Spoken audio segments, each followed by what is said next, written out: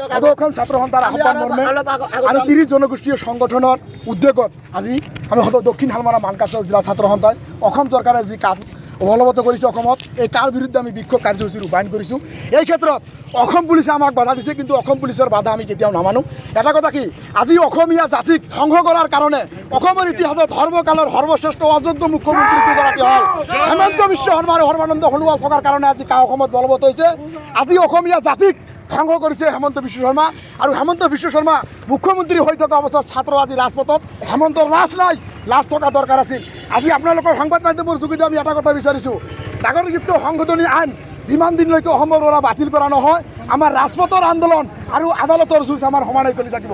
এয়া আমাৰ স্পষ্টভাৱে বাৰ্তা আমি অসম চৰকাৰক ঘূৰিয়াই দিছোঁ। আৰু এই ক্ষেত্ৰত ক'ব বিচাৰিছোঁ যে অমিত শ্বাহ আৰু নৰেন্দ্ৰ মোদীৰ যি ভণ্ডামি, সেই ভণ্ডামি আমি কেতিয়াও মানি নলওঁ। তেওঁলোকে অসমত ভোট বেংক বেৰোৱাৰ কাৰণে আজি অসমীয়া জাতিৰ ওপৰত কাটো জাপি দিছে। কাটো আমাৰ কাৰণে অভিশাপ, অসমীয়া জাতিৰ কাৰণে অভিশাপ।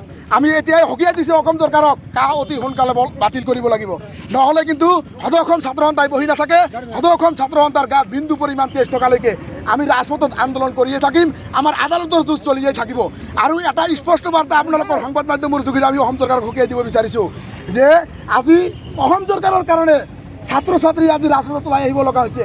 বিভিন্ন সময়ত উন্নয়নৰ ঢোক ঢাল বজাই কেনে কৈ থাকে জাতিটোক আমি সুৰক্ষা দি আছোঁ, কিন্তু জাতিক ক'ত সুৰক্ষা দিছে? জাতিক কলংকিত কৰিছে হেমন্ত বিশ্ব শৰ্মাই, জাতিটোক ধ্বংস কৰিছে, কলংকিত কৰিছে হেমন্ত বিশ্ব শৰ্মাই। গতিকে আমাৰ স্পষ্ট বাৰ্তা হেমন্ত বিশ্ব শৰ্মাক সকীয়াই দিব বিচাৰিছোঁ, আপুনি অতি সোনকালে অসমৰ পৰা বাতিল কৰক, নহ'লে 30 জনগোষ্ঠীয় সংগঠনৰ উদ্যোগত অনাগত দিনত ৰাইজৰ সহযোগত গণবিক্ষোভ আন্দোলন এইখন অসমত জ্বলিব, টায়াৰ জ্বলিব। আমি কেতিয়াও ভয় নাখাওঁ, আমাক যদি গুলিয়াই হত্যা কৰা আমি তা নামানো। এই আমাৰ স্পষ্ট বাৰ্তা।